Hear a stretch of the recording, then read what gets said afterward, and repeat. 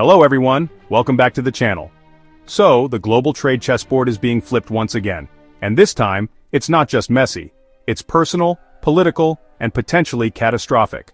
Donald Trump has returned to his familiar playbook. Pressure, punishment, and the art of the deal. But what we're witnessing now isn't just posturing. It's a full-blown shakedown operation, and nations from South Korea to India are squarely in his crosshairs. But here's the catch. This isn't just about getting better deals, it's about reshaping the global economy in America's image, even if it means setting the whole house on fire to do it. So, today, we're going to unpack the entire situation. How Trump is pushing South Korea into a one-sided deal, how India may be the next domino to fall, what this means for the broader BRICS alliance, and how it all ties back to the price of gold, inflation, and the death of the old world order. Let's dive in. First stop, South Korea. Trump doesn't like middlemen, he doesn't like independent deals, and he definitely doesn't like countries trading with America on equal footing. So what does he do? He flips the table. South Korea is now being forced to pay what looks like a geopolitical ransom. $350 billion in US-controlled investments, plus an additional $100 billion in liquefied natural gas imports from the US. Why is this absurd? Because Russian LNG is cheaper, faster to ship, and right next door. But Trump wants South Korea to walk past the store next door and fly 8,000 miles to buy overpriced American gas. The reward? A 15% tariff slapped on Korean exports to the US, while the US pays zero tariffs in return. This isn't a trade deal. It's extortion wearing a suit and red tie. And here's where things start to backfire. Because South Korea is not just any trade partner, it's a critical supplier to the US economy. 31% of their exports to the US are cars, 18% electronics, and semiconductors. 21% are heavy machinery. The rest? Vital raw materials used in American industry. By weaponizing trade, Trump is slashing the supply chains that power Detroit, Silicon Valley, and Wall Street all at once.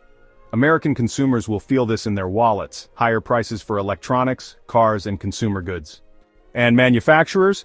They'll have to eat the extra costs or pass them on, triggering inflation again. This isn't a trade war, it's a tax on the American middle class. Now let's talk about India, because it looks like Trump is gearing up for round two. He's threatening a 25% tariff on Indian exports to the US, especially if India doesn't scale back on buying Russian oil. Let's be clear, India isn't in NATO, it's not bound to US foreign policy, but it's being told, buy American energy, cut ties with Russia, or pay the price. The problem? India has been heavily reliant on discounted Russian oil, buying nearly 2 million barrels a day at anywhere from 20–30% discounts. This has been a lifeline for their economy. Now Trump is saying, stop that, pay more for American crude, buy Boeing jets, reduce trade with China, and in return, maybe, just maybe, you get spared the tariffs.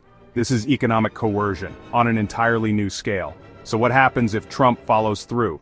India's biggest US exports include diamonds 45%, gemstones 28%, decorative stones 35%. These are luxury items. Tariff them at 25% and poof, demand vanishes, but that's just the surface. Let's talk essentials. Pharmaceuticals, apparel, smartphones, and electronics. Together, these are worth over $26 billion annually. If tariffs land here too, factories across India will shutter, and US consumers will pay more for everything from their medication to their t-shirts. And for what? To punish India for choosing cheaper oil? But this isn't really about India, or even trade. This is about Trump's obsession with starving Russia. If India caves, Trump believes others, Brazil, South Africa, even China might follow. He wants to crush BRICS by isolating its strongest members. But here's the twist. If India steps back from Russian oil, China will scoop up the surplus. Chinese refiners are already importing over 2 million barrels a day from Russia. Remove India from the equation and China gains unprecedented leverage over global energy markets. Cheaper oil means cheaper plastics, lower production costs, and a stronger Chinese export engine. American manufacturers? They'll be priced out of the game. Trump's plan could end up strengthening the very adversary he's trying to weaken. Now let's talk about China's growing power in a more direct sense. For the first time ever, Apple is closing a retail store in mainland China. Think about that. Apple, the global king of expansion, is retreating from a market that once accounted for nearly a quarter of its iPhone sales. Why? Because Chinese nationalism is rising.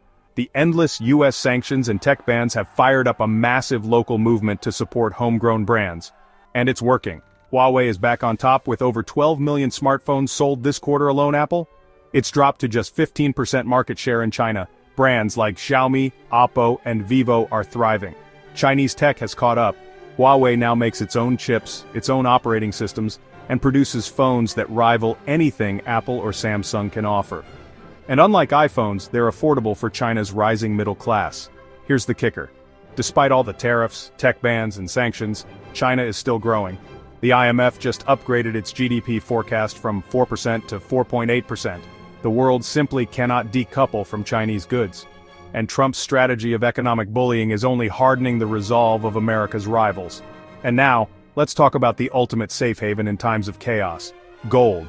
Right now, gold is bouncing between $3,200 and $3,400 per ounce, but experts say a surge to $4,000 is on the horizon, possibly as soon as 2026.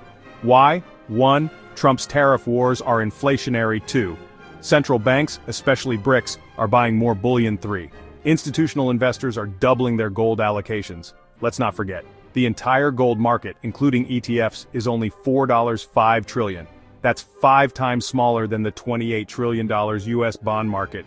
It doesn't take much to trigger massive price moves. And guess what? The big money is already flowing in. Here's a concept no one's talking about yet, but you heard it here first. Trump has triggered a global, silent QE. Every major power, US, China, EU, the Gulf states, is now spending like crazy to protect their economies from trade war fallout. China is increasing public spending by 40–50% this year. That's unprecedented. The US is doing the same, pushing huge subsidies into manufacturing, energy, and agriculture. And the EU, caught in the crossfire, also expanding deficits. All of this money ends up somewhere. And increasingly, it's flowing into tangible assets, especially gold.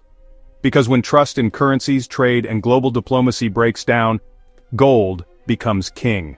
And let's not forget the elephant in the room. If trade slows, demand for US dollars collapses. That means fewer countries will recycle their trade surpluses into US Treasury bonds. The bond market weakens, interest rates rise, debt gets more expensive. Now remember, Japan still holds over $1 trillion in US bonds. China has around $700 billion.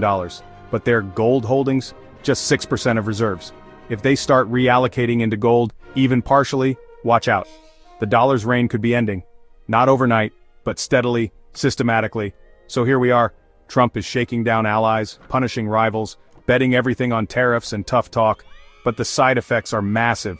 South Korea's economy strained, India pushed to the brink, BRICS strengthened, not weakened, US inflation resurging, China gaining ground, gold on the rise, the dollar's dominance fading. This is not just about 2024 elections or a few trade deals. This is the beginning of a new global order, and no one knows how it ends. So what do you think? Will India cave to Trump's pressure? Can the BRICS alliance hold firm? Will gold actually hit $4,000 in the next 18 months? Let me know your thoughts in the comments below. And if you got value from today's deep dive, smash that like button, subscribe, and share this with a friend who needs to understand what's really happening out there. Turn on notifications to stay ahead of the curve. Drop your thoughts in the comments. Stay smart, stay sharp, stay prepared.